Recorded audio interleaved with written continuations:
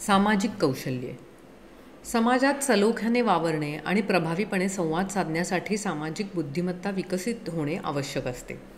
त्यासाठी खालील गोष्टी कराव्यात. 1. एकत्र येऊन प्रकल्प निर्मिती, छोट्या गट सहली, इतर विद्यार्थ्यांशी संवादाच्या संधी निर्माण करणे. 2. सांघिक खेळांना प्रोत्साहन देणे, छंदवर्ग, विविध कला मंडळे तयार करणे. 3. एकत्र येऊन सामूहिक कार्य करणे, जसे मंदिर परिसराची स्वच्छता करणे. 4. सांघिक खेळांमध्ये सहभागी होण्यास प्रोत्साहित करणे. 5. संवादास पोषक ठरतील अशा छंदवर्ग, अभ्यासवर्ग, कृती गटांमध्ये मुलांना सहभागी करणे. 6. नातेवाईक, मित्र आणि सामाजिक स्तरावरील कृतींमध्ये मुलांना सहभागी करून घेणे.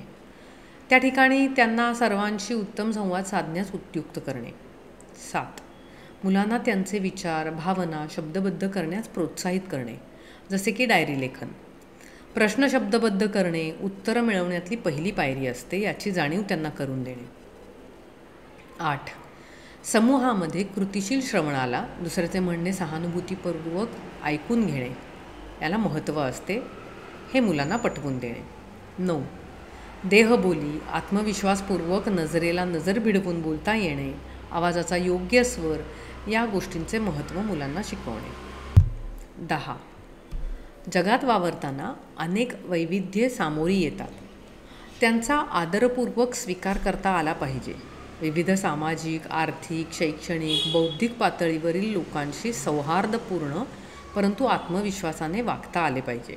त्याचबरोबर स्वतःचा योग्य आत्मसन्मानही जपता आला पाहिजे.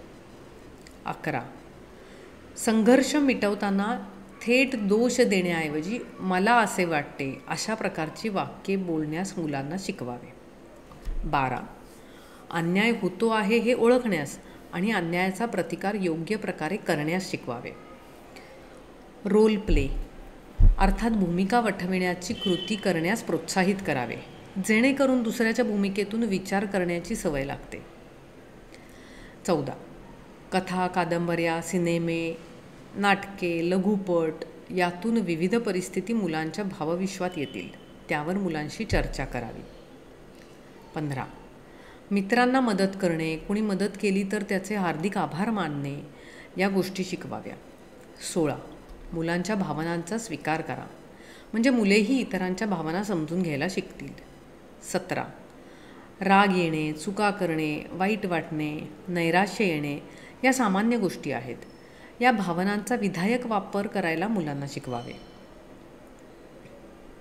18. वाद झाल्यास तो सामोपचाराने सोडविणे. एकदा वाद संपला की त्याची पडछाया भविष्यावर पडू न देणे. वाद सोडविताना प्रत्येकाच्या भावनांना महत्त्व देणे आणि तरीही योग्य तो निर्णय घेणे, या गोष्टी मुलांना शिकवाव्यात. समूहात काम करताना विविध पायऱ्यांवर विविध लोकांना नेतृत्वाची संधी दिली पाहिजे. स्वीकारलेल्या गोष्टींची जबाबदारी घेता आली पाहिजे. सामूहिक यश साजरे करता आले पाहिजे.